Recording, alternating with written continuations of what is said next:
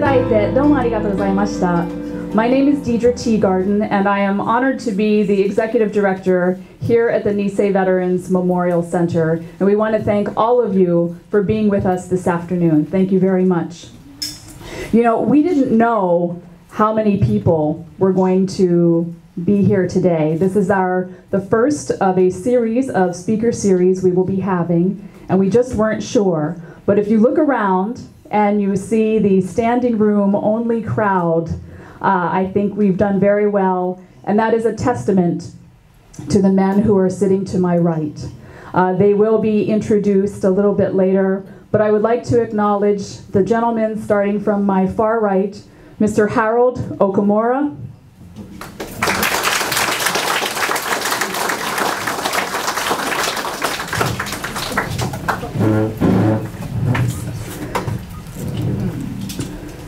Mr. Masao Motooka.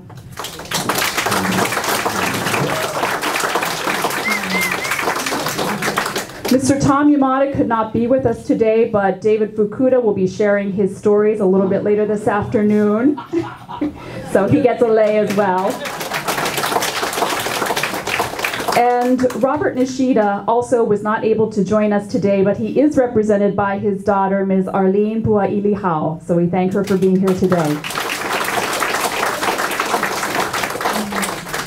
And we thank all of the families who are here with us today as well. We have family members that flew in from Oahu, and we thank you very, very much for being here. Yes, a big round of applause for all the families and the wives. I want to just give a couple of thank yous for some people who made it very possible for us to be here today. Of course, we have our media partner, Akaku. We thank them very much. Thank you, Akaku. And also our co-sponsor today is the Maui Sons and Daughters of the Nisei Veterans. We have a few of the members in the audience. If you could raise your hand, and we thank you very much. I know Leonard Oka is on his way. He is both the president of the Maui Nisei Sons and Daughters of the Nisei Veterans, as well as one of our board member emeritus's. So we thank him very much for being here today. I would like to thank our board. Brian Moto, our president, is just outside. I know he's coming in a few minutes. We have Paul Mizoguchi, who just joined us. Burl Bao, who is out registering people. Grant Nakama, Hideo Kawahara, Nelson Okumura, Yukile Sugimura. Who else do we have here today? Let me see. Well, we have David Fukuda, of course. We have Sei Ota, Grant Nakama, Kyoko Kimura, Peter Galpin, Scott Sakakihara, Rin Fuji. And also we have our great staff member, Ms. Melanie Agrabante, who is our research archivist in the back. And there is another man in the audience who, without his support, we would not be here today. He is our board chair emeritus, a pillar in our community, Mr. Hiroshi Arizumi. Thank you so much for being here today. And he is here with his daughter Adele, so thank you very much for coming in today. And all of our volunteers. Yes, thank you. Let's give them a round of applause. You know, the mission of the Nisei Veterans Memorial Center is to ignite human potential and inspire people to find the hero within themselves through the legacy of our Nisei veterans, through the legacy of these men who are with us today. And this center exists because of these gentlemen. And the work that we do every day is to honor these men. So we thank you very much for everything that you have done for us and everything you continue to do. We take our job very seriously, and we're very honored to have you as part of our lives. At this time, it gives me great pleasure to introduce our moderator for today's panel discussion. David Fukuda is a very familiar face to many of you. He has served on the Nisei Veterans Memorial Center board for over 9 years. His father, Major Mitsuyoshi Fukuda, was an original member of the 100th Battalion and was the unit's only Nisei commanding officer. David worked in business on Maui for 25 years before becoming a history and economics teacher at Kinkei Kaolike High School. He wears many hats. He is currently serving as one of our center's volunteer yard men and also one of our historians. Please help me welcome Mr. David Fukuda.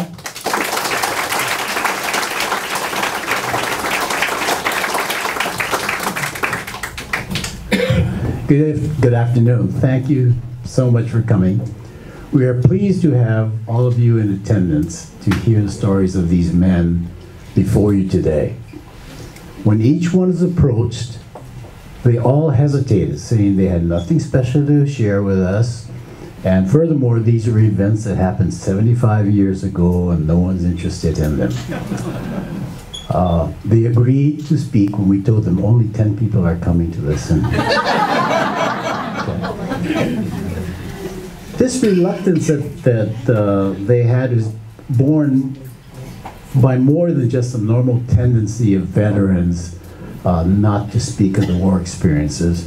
But in the case of the Military Intelligence Service, or CIC, that we have up here, they were bound by secrecy of their activities for 3 decades until the passing of the Freedom of Information Act. While you will not hear Audie Murphy-type combat stories, you will hear reflections about the war, its tragedies, as well as stories of its humanity. The men here include those who were already enlisted when the war began, and men who were not involved until after the war was over. These are members of the Military Intelligence Service and Counterintelligence Corps, with experiences ranging from translation of documents, prisoner interrogations, helping save citizen lives, and rebuilding post-war Japan. I was going to have them speak from oldest to youngest, and we'll tell the stories in that order. When we first did this, we just had one speaker lined up, and an accident happened, and so we had to postpone it. Then we said, well, let's get 4 people up here, and we came up with 2.5 people, so pretty good. So, the first person we were going to have speak was Tom Yamada. He's the senior veteran here on Maui. Tsutomu Yamada was born in Kahului on August 21st, 1914. So he's 103 years old now. He was one of the original members of the 100th Infantry Battalion. When the war started, the U.S. badly needed people who were proficient in the Japanese language. They determined that only 3% of the Nisei were accomplished linguists. Among them would be Mr. Yamada. He did have an advantage. He went to school after, when he was 10 years old and spent 6 months in Japan. And then after he graduated from Maui High School, he went to Toshita College in Japan and for postgraduate work. And then came back here, but very, very fluent in Japanese. He spent time in New Guinea, listening to air operations by the Japanese, voice interceptions. That's where he learned about the bombing of Hiroshima, but had no idea the impact of such a bomb. And then after Japan was taken in, he landed in Yokohama. There, General MacArthur had sent out and issued a order for arrest of the 40 most wanted generals and leaders of Japan. And among those leaders was General Hideki Tojo. Tojo was an army minister and then became prime minister of Japan. And that was one of the key men that they wanted to seek out. Tojo knew he was going to be captured. So he went to his neighbor, the Dr. Suzuki, and he had Dr. Suzuki mark an X where his heart was. And he then got his revolver and shot himself 3 times, and he missed his heart. He was bleeding badly. He went to the hospital, and Yamada's first assignment was to be with General Tojo the night as he's recovering in the hospital. And there's some stories that come out of that. But that mainly is Mr. Yamada's brush with history, and he later came back to Hawaii and worked with the territory and state of Hawaii. The next person we have is sitting at the end there, Harold Okumura. He is actually a 3rd generation Sansei, born in 1923 in Hilo. But his family moved over here to Kapakalua, Maui, and they owned, up in the mountains, a tuna canning factory. Some of you know about that. I've seen that in history books. And they also produced guava jams and jellies and canned bamboo shoots, takinoko. Despite the war came, and despite having a child, a 6-month-old child, he was drafted. And after abbreviated training at Schofield Barracks, was shipped off to the war front in Okinawa. Harold has tried to put the memories of the war aside all these years, until about 3 years ago, when Okinawan government came to Hawaii seeking the war perspective of U.S. soldiers. They had already interviewed 1,000 Okinawans and got the perspective of the Okinawans that were living there at the time, and they wanted to see what the other side of the story was. So they held an interview right here in this room, and Mr. Okumura consented and gave his story. Well, 2 years later, they invited him back to Okinawa. Initially, he was hesitant, but he did go back and will share some memories of that visit. So right now, I'll turn this over to Harold Okumura and let him tell us that.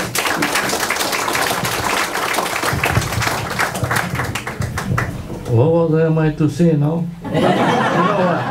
I'm hard of hearing, and my hearing aid is sitting down there. Why don't you start off and say your first assignments and what happened when you went overseas? Oh, in Okinawa? Yeah. Mm-hmm. Well, we landed April 1st, 1945, the first day of April, and the army crossed right across Okinawa, cut the island in half. No resistance at all. So they predicted that they're going to secure the island in 3 weeks, but it took 3 months because they had a tough conflict on the south side. On the north, it was okay because there wasn't damage up there, and no Japanese soldiers too much up there. So the Marines went north and we went south. Then the resistance came harder. Then my job was, every time they have a cave, they call us and to go there and call them out. I talk in Japanese, but not now. But call them out and I tell them, if they don't come out, we're going to close the cave or we're going to throw flame in there. So sometimes the people come out, but some cannot come out. Some caves they cannot come out because there are Japanese soldiers in there and they won't let them out.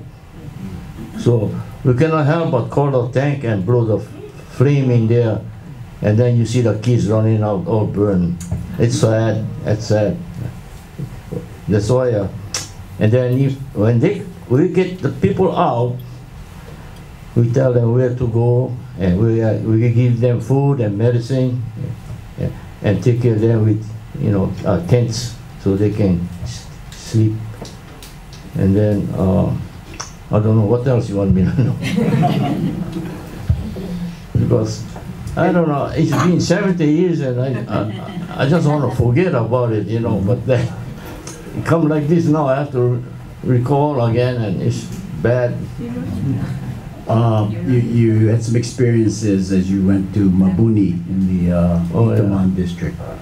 Well, Mabuni was the last place where the Japanese made a last stand.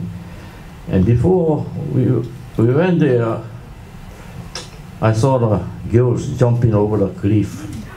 But I cannot do nothing because I'm not there. At least if I were there, I would coax them to, change their mind. But it's so sad, real sad. Then we secured Nobune, then had General Ushijima and General Cho body buried right there, but their head was missing.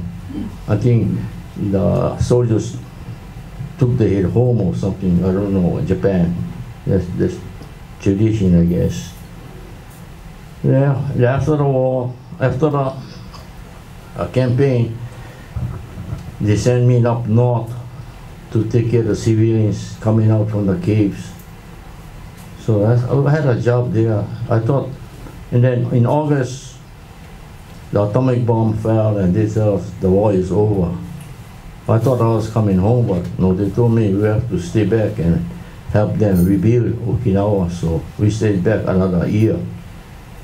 So when I stayed back, well, I learned a lot of Okinawan song and dialect, It was fun, but it wasn't fun when the war was on. There's more things I can say, but why don't you talk about your trip going back? coming back? No, going back to Okinawa. No, I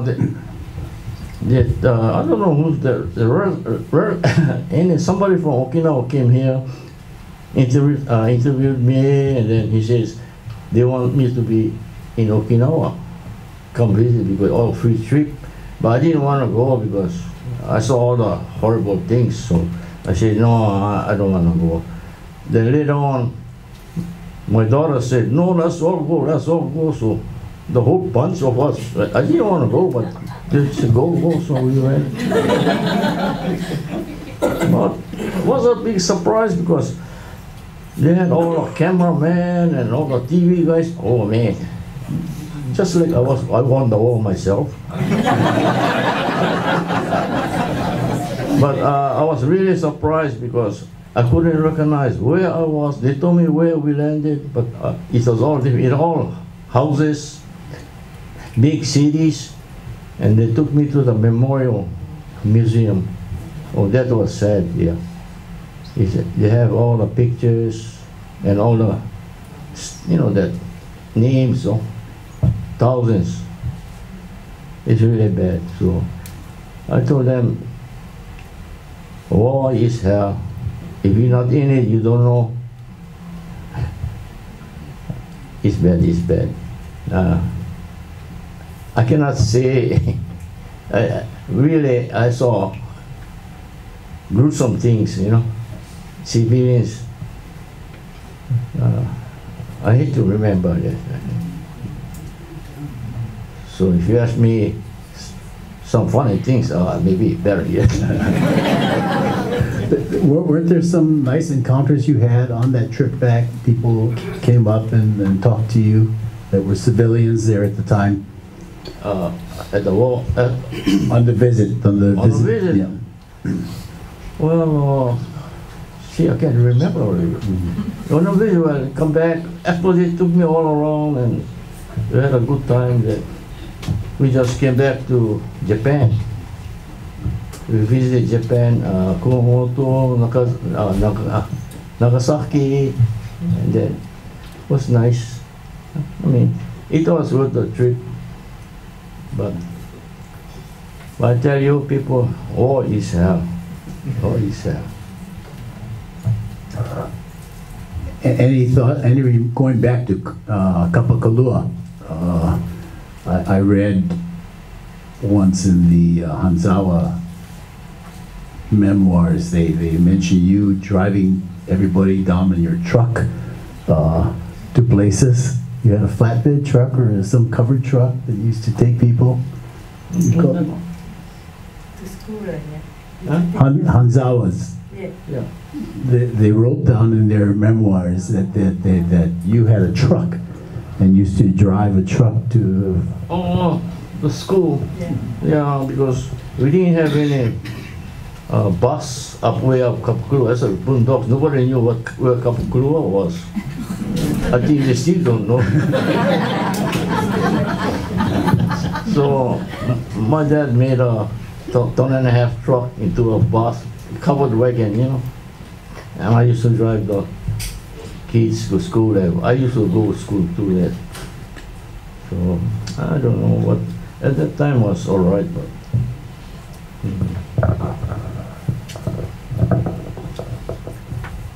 Any other memories of that time or things you did up there, Kapakalua?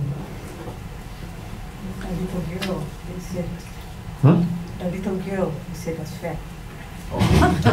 Remember, your body was talking to you, and the girl asked, what did he say to you? And he said you're fat. And she got angry. She remember we went back, she still remember, the lady. They Oh, said, Okinawa. Yeah.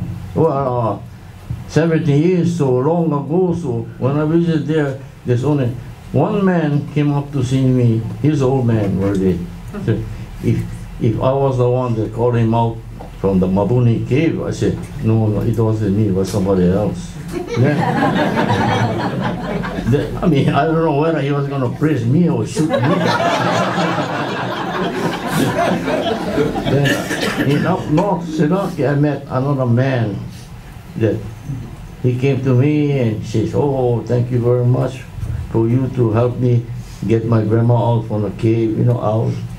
I said, gee, I didn't know I did that, but then there's another girl, she was 12 years old, and one of the Nisei or soldiers told him, hey, you chubby, you know. So she cannot understand what chubby is, so she came to me and said, what means chubby? I told you fat.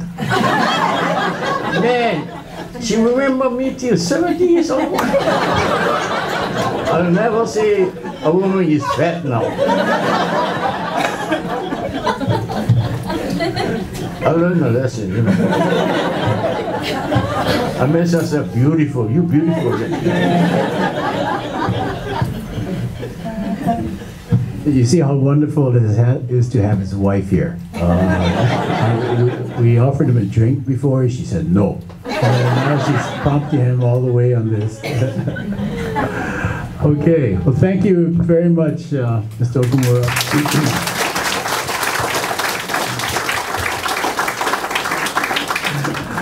He was born on June 25th, 1925 in Hana, Maui. His father worked at Kealeku sugar plantation, and he lived with 5 brothers and 6 sisters in citizen camp. One of the brothers is right here in the second row here. Masao went to Honolulu for schooling, Midpac Institute, but when the Pearl Harbor was attacked, he returned to Maui and lived with his uncle and attended Maui High School where he graduated. He was drafted on January 10th, 1945 with 2 other Hana boys, both of whom he claimed could speak better Japanese than he could, but he was the one chosen. They went to the mainland and he was selected as an interpreter and shipped to Saipan. Spent some time with a fellow Mauian up to 2 months ago, was with us, Hiroshi Shishido. passed away. Masao was the most reluctant to speak before the audience, giving me the I don't have anything to share line. But I have learned more from him than practically anyone else on Maui during the past few years. We often think of these guys as samurais with wives obediently following them. But what I, since my mother-in-law was there and others at Halemakua have learned are lessons in humility, compassion, and love. He resides in Kahului to be with his wife Violet, whom he feeds at meal times.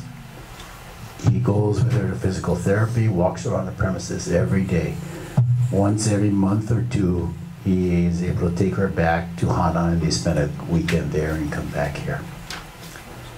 I'm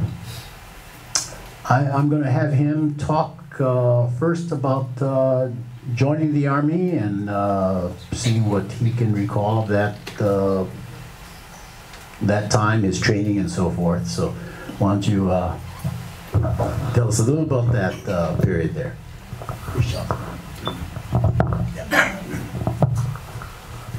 Hello.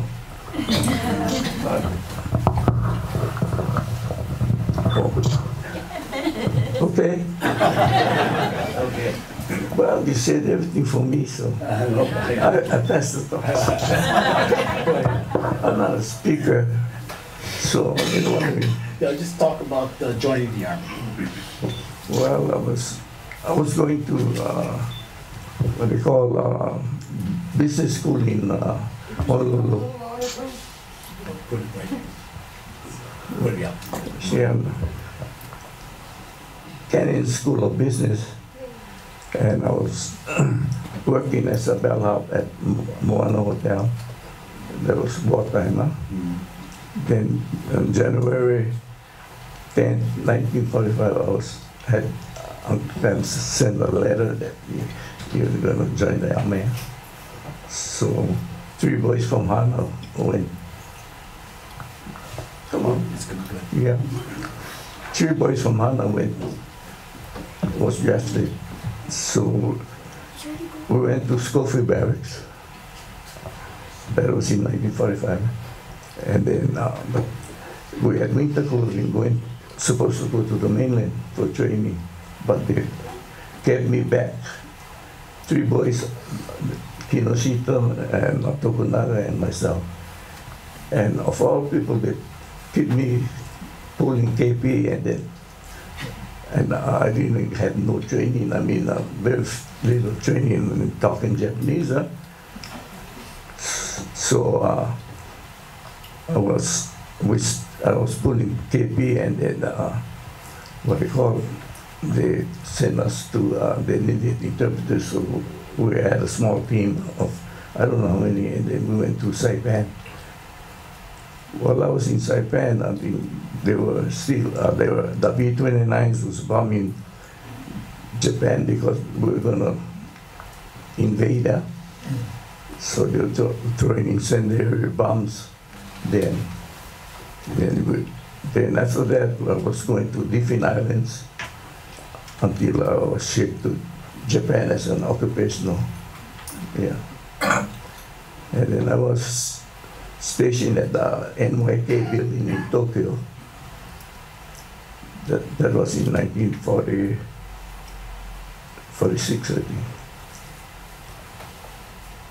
And then when I had a 10-day furlough, I went to Yokohama, not Yokohama, but Hiroshima, not Hiroshima, but Yamaguchi to see my grandparents. And then I stayed with them for about 10 days. And when I went there, I passed through Hiroshima, and the 2 sides of the track when we trained was flat with just 1 atomic bomb. Then what else? Oh shucks. What was the living conditions of your grandparents there? Grandparents, they were on an island You see, outside of Hiroshima, Yamaguchi, it was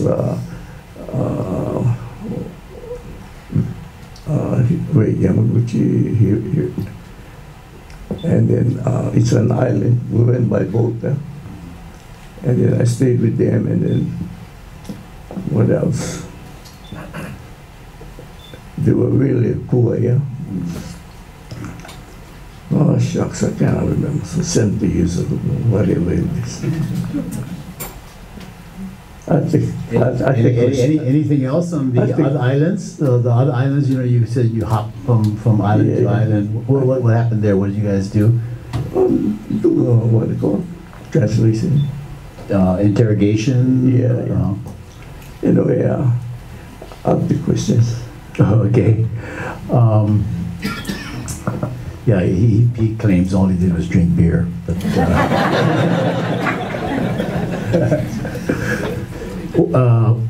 NYK building. What was the shape of that building? What did you guys do there? That's a big hotel right near the train station. We were stationed there. Who else was stationed there? Was it just our boys? Just your boys? Yeah. I was on the 6th floor. Mm-hmm. What is the what kind of things do you do there? Drink beer.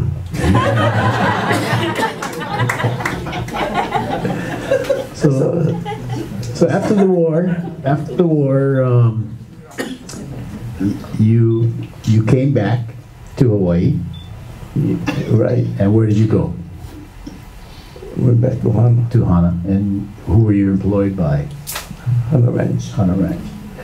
I worked for Hana Ranch for 35 years, and I'm retired for 35 years now. That's Mr. Fagan who had the ranch. And at that time it was Kawiki Inn. Then it came Hotel Hanamaui. Mr. Motooka had an interesting rendezvous with history, just like Mr. Yamada, that I would like him to share with you now. Happened on one weekend when the foreman called you in. Oh yeah, our boss called me one weekend. It was on a Saturday, and he told us to work on a Saturday because somebody died. I couldn't die, and we were supposed to make a coffin, and he was Charles Lindbergh. Yeah, Charlie. I call him Charlie. Anyway, he was driving a green Jeep, and then I think he was dying from cancer.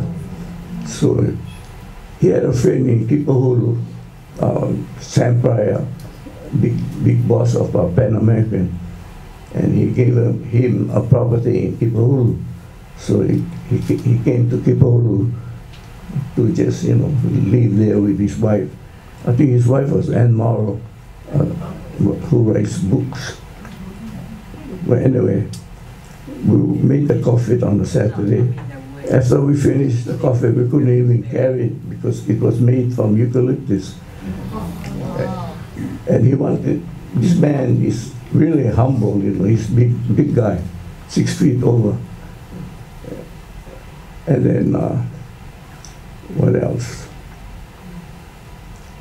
See, I'm almost stuck. Not the questions. Okay. We'll be handling questions after this, so hold them, and we'll be handling questions after this, so just hold them and we'll come back to you. Anything else you want to share? You had your 4 daughters and 1 son out there in Hana. What did they do?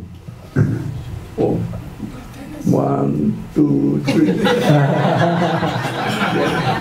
You asked them. AJ, stand. AJ, I'm the youngest. I'm employed Hawaiian Airlines. We live on Oahu. And tell about the feats. Okay, I'm not going to teach you that. I'm Trudy Lee. I'm a Student Services Coordinator at Honolulu Elementary.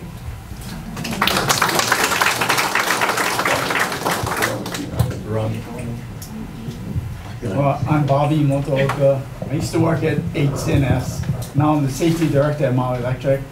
I'm the favorite son.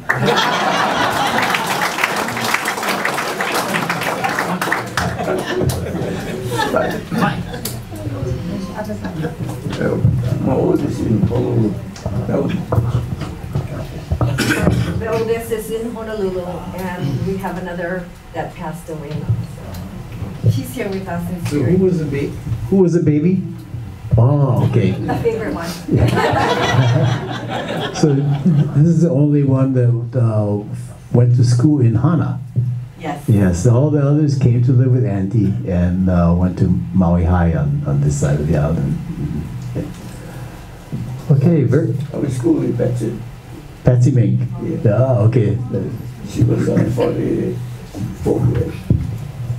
She was a 44 grade, Maui High.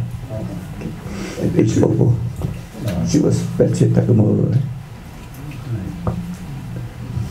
Okay, we'll go on now to the baby. This is actually the youngest speaker's daughter. Robert Nishida was born on September 14th, 1925, and raised in Pukalani. He is part of the Nishida family who had a collective farm under his uncle Hanzo Nishida, and later worked at the Farmers Exchange started by his uncle. It's quite a story, and Arlene will go a little bit into the background of that. Nishida was drafted as World War II was coming to a close. While in language school at Schofield Barracks, he was selected on the recommendation from Ezra Crane, the editor of Maui News, to join the Counterintelligence Corps. Counterintelligence Corps was just formed a few years earlier. It was authorized to have about 5,000 officers and non-enlisted, non-commissioned officers, and were sent out to the occupied countries to counter black markets, search for and arrest notable members of the previous regime, and assist in setting up the new governments. The men wore no insignia or rank. If they wore uniforms, it would just be a U.S. tag on their lapels. Otherwise, they wore plain civilian clothes, and they were addressed as agent or special agent. So let me turn this over to Arlene now, and she can pass on some family stories that her dad had passed on to her.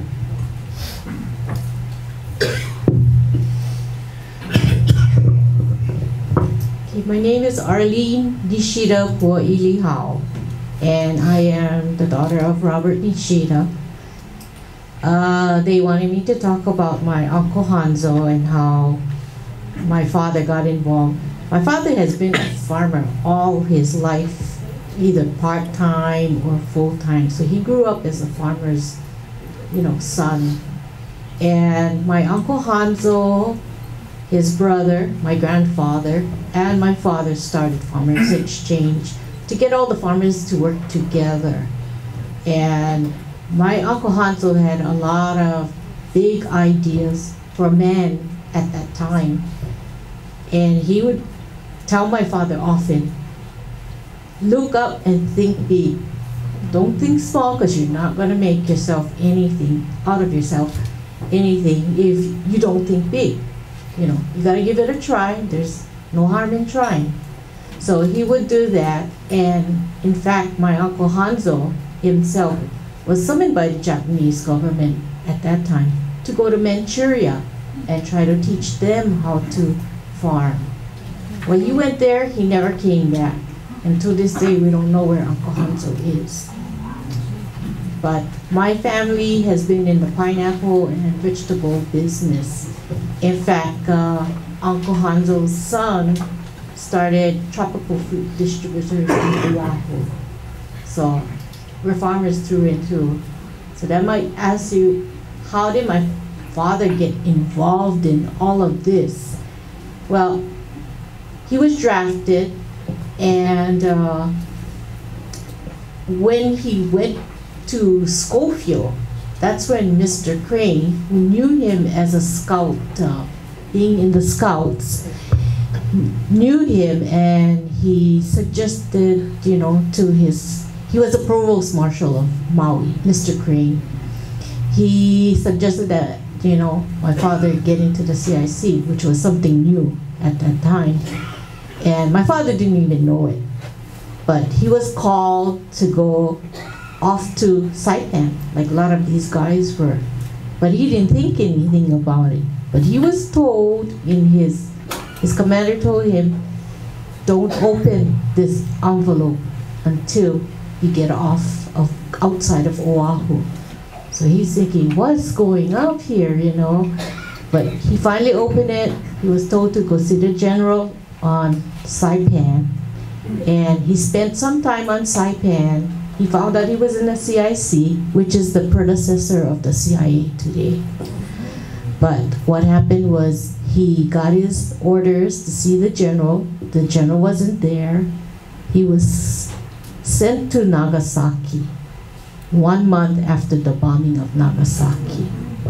He stayed there for 2 months.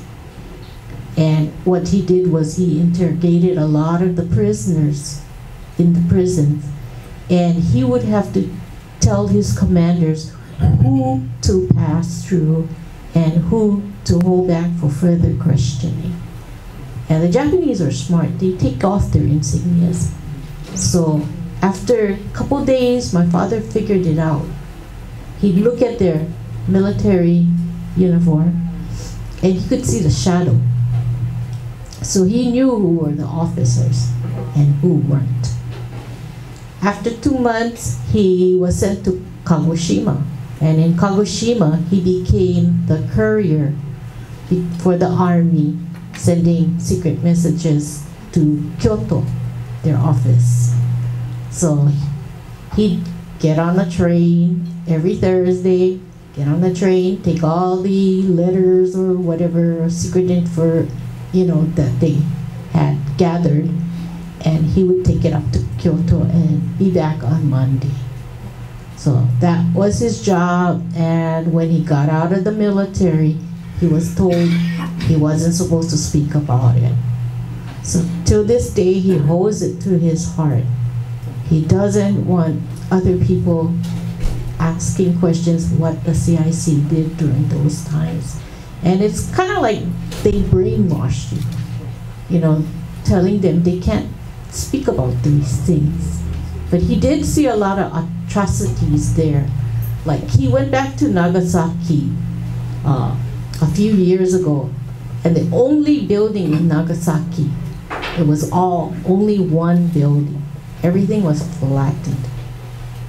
That building still stands today, and he recognized that building. But, people were dying because it was within the radiation area.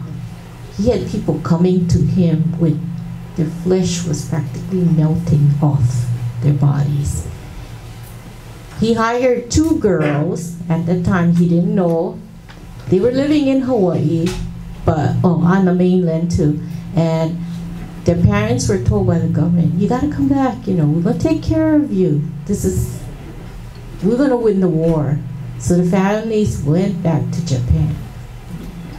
And what happened? The bomb dropped. But these girls, because there were air raids and everything, on the day they dropped the bomb on Nagasaki, one of the girls was standing in the bunker, and she actually saw the parachute come down.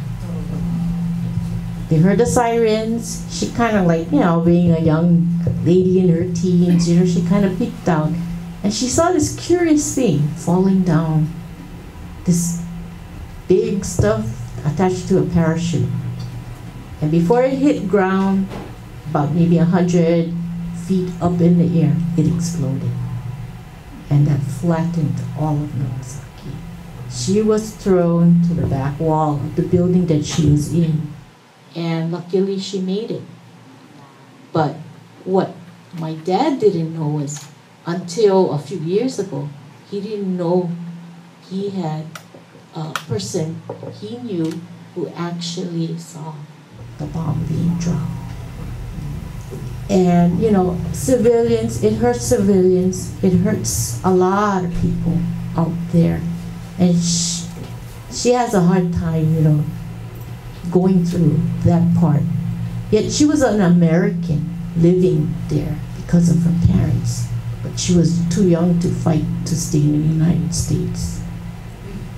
But her father actually came to my dad and said, can you hire her, because, you know, it's not her fault. I made a mistake by bringing the family here. So can you hire her? And that lady that I'm talking about, she looked for my father for many, many years, and she finally found him.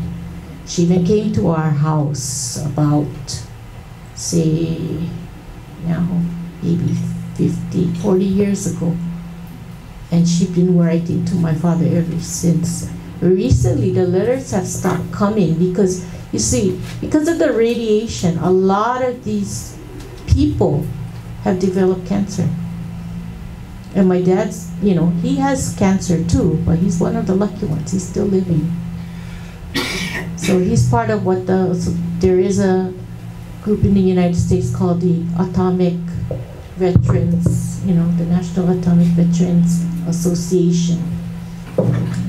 It takes care of all the people that were on Bikini Island in Nevada, but in my dad's case, he was in Nagasaki 1 month after the bombing. And I have seen it, I have lived through my father's PTSD, and it's really a hard life. I didn't understand it at first, but now I do, and I wish that never happens to any other country or what they have to go through, because these gentlemen really have to go through a hard time, and especially the intelligence services. They were told not to talk about it. And now it's coming out, and now people want to know. And it's not something they really want to live through it again. You know, and I feel for them, I really do. So you guys gotta applaud these guys who were there during the wartime and helped to translate these things and helped to take care of people that they didn't even know. And I mean children. And it's hard to be in a country, you know, like my dad, being in a country where you have family and they're suffering, you know, and you can do nothing about it as best you can. Because my father went and looked for his cousins in Kagoshima. He found some, but, you know, they were dirt poor because of the war. And these two girls, too, to reach their families from where they worked in Nagasaki, took them 2 years of walking. 2 girls walking alone in the countryside. So every time they see somebody, you know, they're told, oh, American men, you gotta be aware of them. They're gonna rape you. That's why some of these girls jumped off the cliffs, you know, and everything. They're told atrocity. You know, things that's going to happen to them. So these girls, because they went, you know, walking back to their village where their families were, they actually had to sleep in the barn. Some people turned them away, but there were other people that took them in, fed them. So they didn't know from day to day whether they were going to eat that night, whether they were going to sleep that night, whether they're going to have a change of clothes. But they made it, and they came to the United States, and I'm proud to say one of them became a doctor, and the other one, I believe she married a doctor, so. So those are feel-good stories, but what they had to go through was terrible. Thank you.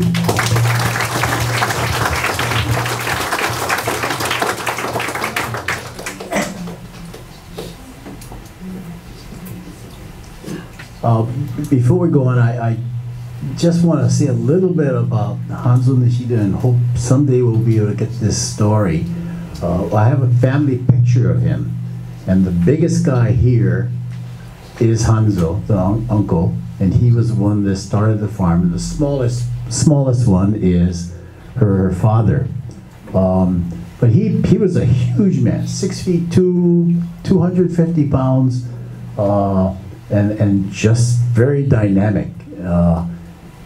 And Robert told me that the way he started the co-op was that he was suspicious of the prices that the Maui farmers were getting for their produce in Honolulu, and he thought that the Chinese vendors were picking on him.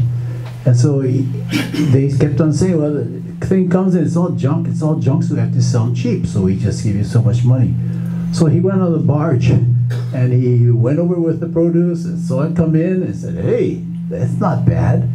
So he decided to set up a co-op here, and Robert was one of the main workers there. But one wonderful story, and we'd love to follow up with what happened in Manchuria if someone finds out down the road. There are a couple of stories that are nice stories that Mr. Nishida shared with me. Well, not nice. Every day, the prisoners from the Philippines were coming in. Japanese soldiers were coming in, and so he had to do this checking of seeing who was coming in. And he did identify one general, said that was sent up for trial as a war crime prisoner. He helped in the Japan elections, and one of the not proudest, but a moment that he really touched with was when the order came down that they had to close down the brothels and bonded women in Japan. He went out and had to do that, and said it was really touching because the women were really appreciative of that, being able to get free at that point in time. We do have questions. Some people may be able to send this forward. One question was, what is the significance of the MIS logo? The logo that you have. Now we're showing this logo up here, and it is a newer logo than the logo that the men had when they were in service. This is the official MIS logo. Does anyone know the significance of that? No? Okay. The original logo is politically incorrect. It was in Minnesota when they had a school, and they had an Indian with a headdress up there, and that was taken away from the unit back then. I should know that because that was my logo. I know. Any other questions? Yes. They can raise their hands. Sure. Okay. Well. We have papers. Okay. We don't have any. Oh no. Okay. Anyone want to raise their hands, and we'll take them on.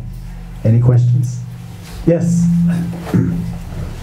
Did you have any formal intelligence training before you went over to the Pacific? For example, an order of battle, document translation or anything, or was it strictly just language?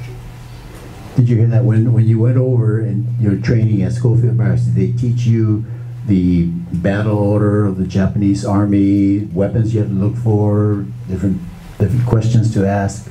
Very little. Yeah, very little. Very little. What about Mr. Okumura? Did you learn any? What kind of training did you get at Schofield prior to, other than language, to go to help the soldiers in Japan? To learn other language. Other than language, did they teach you military stuff so you were aware of what the Japanese Army was form like, and so forth? Oh, don't get it. No, I damaged my ear with artillery, so I'm sorry, but I get compensated, but yeah, What did you learn in your training at Schofield? Oh, we had jungle training. We had jungle training first. Oh, we went up Helemano, way up in the sticks. And we have to eat by candlelight, shower, cold shower, stand up and eat. Oh man. But we learned all the weapons though. You know, we had a machine gun and BAR, hand grenade, mortar, everything that needs to be fought, yeah. What about what you learned about the Japanese army? Did they teach you about that? Then we were sent to Schofield Barrack for about, I don't know, about 8 weeks, just cram us with Japanese, just that as long as we can get the civilians together and where to go, what to do, you know.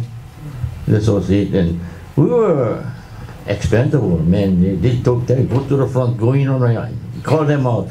Oh, gee, you get shot, man. So, I mean, I'm lucky I came up alive. Because even during the night, there's one, we call him Happy Charlie.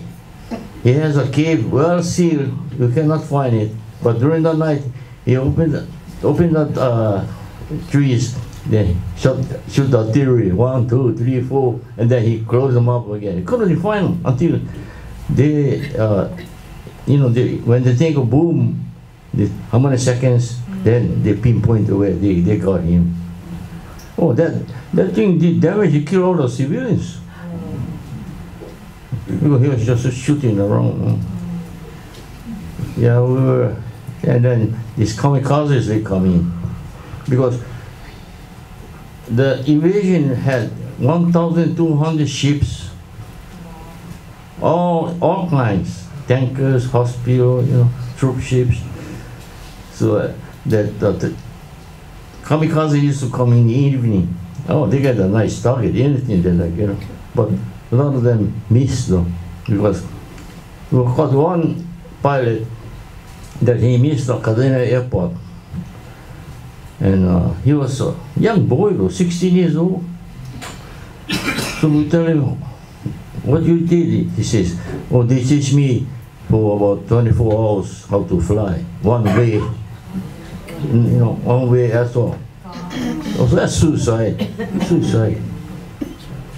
Oh, it was crazy. But to think back now, I don't know. But you people remind me now, I come back here. I forgot everything. That was really nice, peaceful.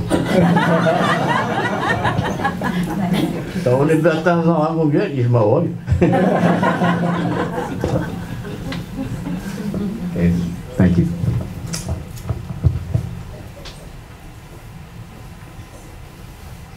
Have any of you seen the video of the MIS by Tokyo Broadcasting System? Have any of you seen the video of the Military Intelligence Service by Tokyo Broadcasting System?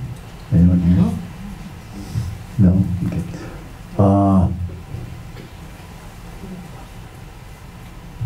Do any of you know Tajiro Higa? Tajiro Higa. Do you have a name familiar to you? Went to Okinawa. I guess he's someone from Maui. Higa. Oh, I had one Higa, stayed with him not too long. We always get separated, and then when we landed the first time, I was with him, and he and I were on a knoll, and we went to take a bath. So he said, "Oh, the water tank is down there on the trailer, so go down and get it." So I built a fire so he could get the water. Then the kamikaze came, and they started shooting all around. So his naked, you know, still under the tank like that. And here, I was building the fire. The captain came and said, hey, no fire, you want to get shot or see? We don't know about water, these. So, and then he left us and the left. When I came back, on the way back, I met him. He was a paratrooper. So I don't know what he did after that. But he gets a lot of healers though. Particularly on Okinawa. Here's a question that you touched on, and I guess we'll wrap up with this one as both of you. What is your message for peace in the world after seeing what you guys have seen overseas? What is your message for peace in the world, having seen what you have seen? And what the message? You know, what do you think about? Well, I guess the other thought is, what do you think about war and where I get my hearing aid coming. What you told me, I don't know. Go ahead. That's the best hearing aid, you know. What are the thoughts about peace and war? Yeah.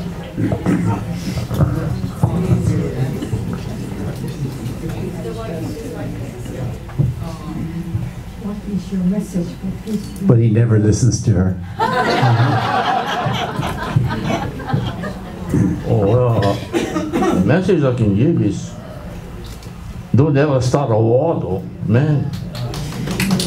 Because when I was there, I was thinking, gee, what if they landed on Oahu and Maui? Oh, but my wife, my kids, everybody would be.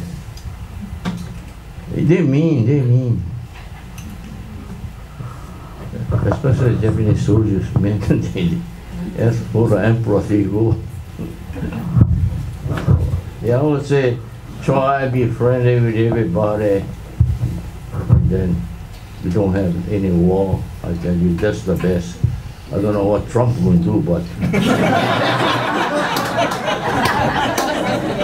Masao, you want to say a couple comments on that? No? Thank you. Okay, any other questions? I want to thank the panel, Mr. Okumura, Mr. Motooka, Arlene here. Let's give them a hand.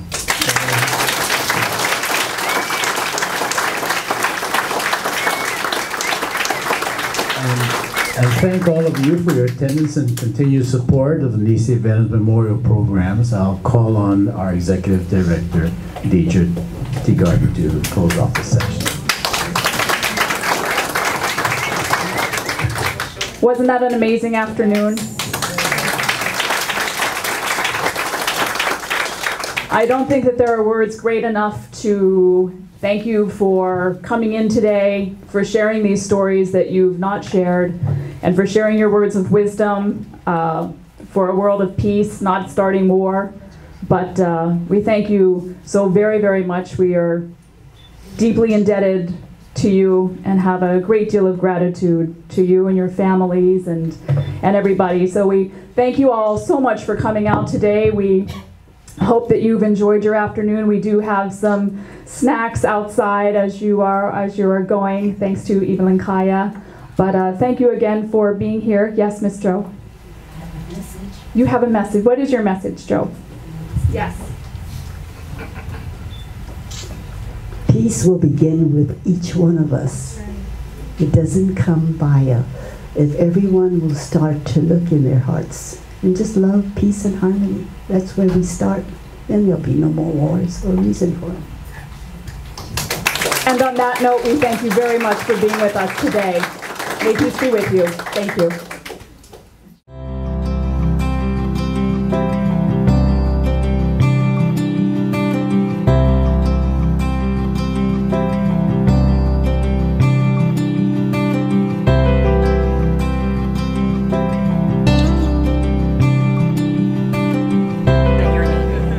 My dad is Masao Motooka. I'm Robert, his only son, and I was kind of curious on what he was going to say because he never said anything when we were growing up. Never mentioned anything. I just saw a few war pictures, but he would not talk about anything. And I still remember when he met up with his sergeant at Shishido, and then he started opening up. But still, to this day, he didn't really say a whole lot about his experience. And he was really nervous because he's pretty a talkative person. But, you know, like he said, he drinks beer. You know, he drinks beer every day. And I thought he was really nervous. And I think he has a lot more to say and a lot more to share. But it just, this venue is just kind of, intimidating. And he was really nervous. Plus, my sister from Oahu and her family showed up as a surprise, so he didn't know about it. So that was a nice surprise for him. Yeah. So you all grew up in Hana? Yeah, we all grew up in Hana, but only my youngest sister went to Hana school. I went to Lahaina Luna as a boarder. So, yeah. So thank you for sharing your dad with us. Oh, yeah. Yeah. I think if we keep at it, he has a lot more to say about, you know, his experience, because he goes to Hanamaku every day for August will make 6 years, and he said he's never missed one day. And to keep himself occupied and busy, he goes around, talks to everybody. So he's a pretty talkative person. And I refer to him as the social director at Hanamaku. So yeah, he's an interesting guy. I'm Bob Caldwell, and I've lived in Maui for half the year, for a long time now. But this was wonderful today. I just loved it, and then these people were, it's just really something. So I'm glad you're doing it. Yes. So do you have a connection with World War II or any veterans? Well, I'm sure. I was born in 38, so the war was just really getting going. Yeah, and so that's my connection. You lived there. And I was in the military during my time, so I went to Japan a lot, twice a month. With Naval Air. Thank you. Series came about because Deidre said, let's have a heroes seminar or speaker session, and we asked Mr. Nishida to come by, but he fell down, and so we had to postpone that. And really, literally, like I said, then we said, well, let's have 4 people up there, and it worked out well. Mr. Yamada was in the hospital this week and got out Thursday, so he's resting, but he couldn't quite make it to here. You know? My name is Richard Motooka. I'm Masao's brother, and we live in Kihei. And the experience, what I heard in here was I never heard before. You know, wasn't told to us in the old days in Hana, so I didn't know he was in the military intelligence service, and I was surprised to see that. And I learned a lot today from all these speakers over there, and I'm really proud of them, what they did in the service. I've been in the service, but my service experience was not as daring as these people were. So I want to congratulate them very much. Thank you. Oh, wait, say your name first. Oh, my name is Jolie Correa Tanaka, and what I thought about this speaker series was that the speakers are very funny, and it's nice that they are willing to remember and relive what they had to go through in the war to benefit us and tell us how war is and what they learned and what we should get off of that. And I really enjoyed that they were so willing. My name is Deidre Teagarden, and I am so honored to be the executive director here at the Nisei Veterans Memorial Center. So thrilled to have Mr. Motooka. Thank you. I think today is, you know, I tried to think of some words to say at the opening or at the ending, and there are no words that can describe what today was.